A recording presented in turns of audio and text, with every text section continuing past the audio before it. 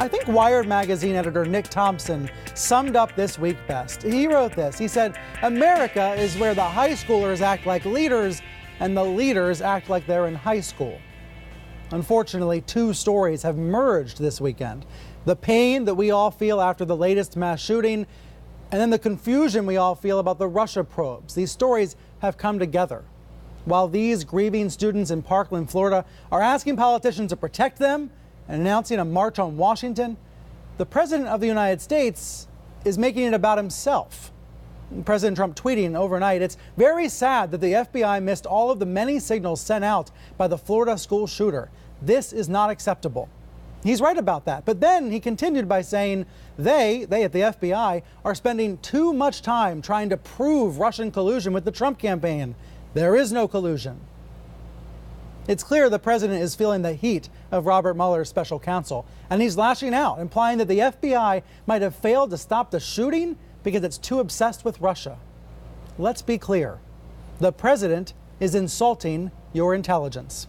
Let's pull up FBI.gov. It says right there, the FBI employs 35,000 people.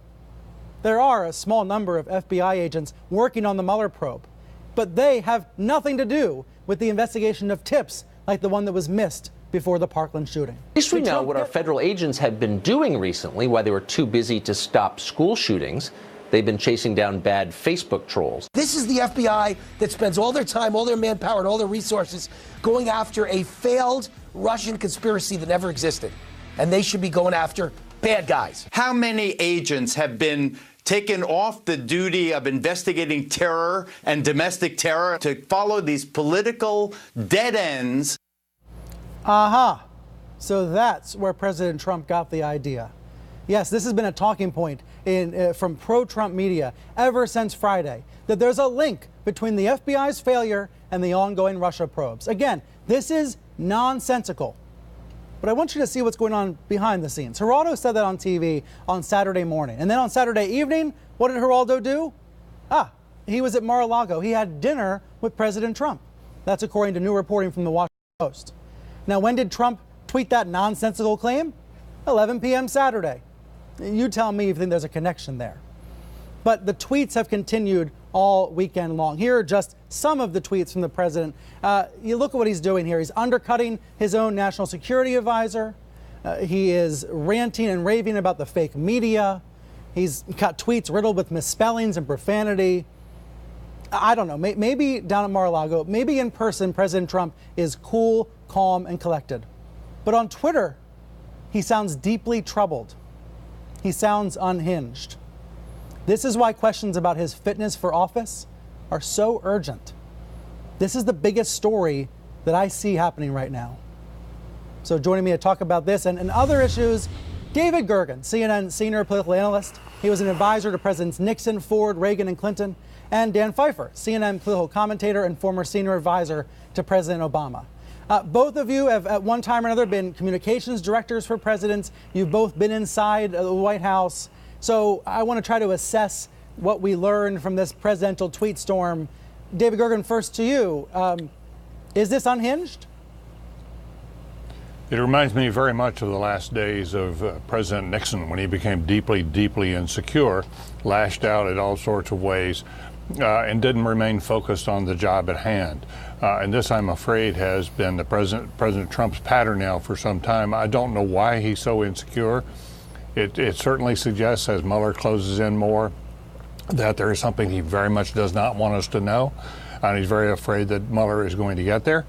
But I also think, Brian, and Dan can speak to this well, the way a White House runs, people in the staff take their cues from the top, from the president. And if he is deceptive, if he is dishonest with the public, then what you find in the White House is a culture of deceit and deception. And they can't get their story straight because there hasn't been a history of trying to be straight. Is that what you see today? That's what I see today, yes. I think that we have an extraordinary situation where that tweet you just from Mr. Thompson, I thought, put it just right. You know, we're under assault in all sorts of ways, as we've seen in this past week, and the press has been chronicling. And our nation is obviously now under assault from the Russians on our elections, not just the 2016, but as we head into 2018. Our children are under assault in their schools. Dreamers are under assault from law enforcement officers. And there's no moral leadership from Washington, from the Congress or the White House, frankly. And where is the moral leadership coming from? I'm here in Broward County as we speak, just a few blocks away from where 1,000 people gathered. And the moral leadership came from those young 18-year-olds, like Emma Gonzalez, wonderful, compelling speech. Absolutely. So, Dan, I guess I'm left wondering, why hasn't someone taken away the president's cell phone? Why are these tweets still coming out? Why isn't there a support structure at the White House to save him from himself?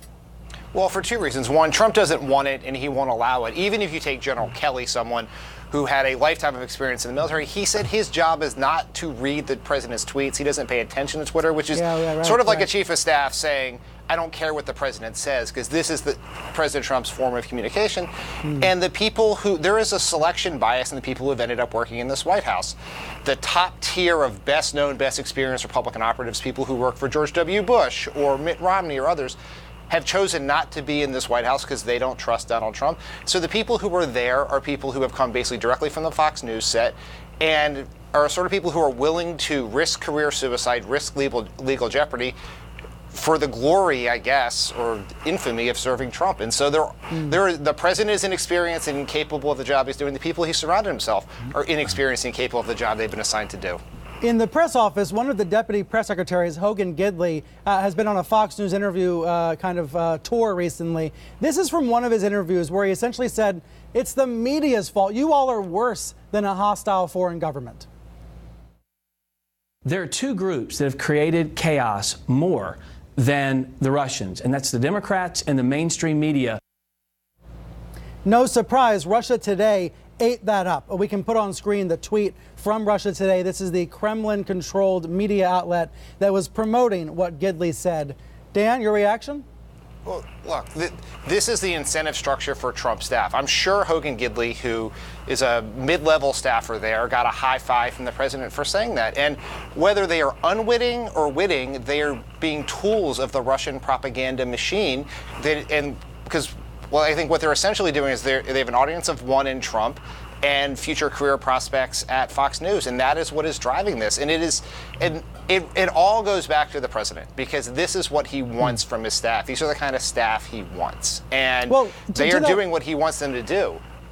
To that point, I thought the most interesting quote that I read all week long was in a Michael Lewis piece in Vanity Fair. It was in Vanity Fair. It was an interview with Steve Bannon, and let's put on screen what Bannon said.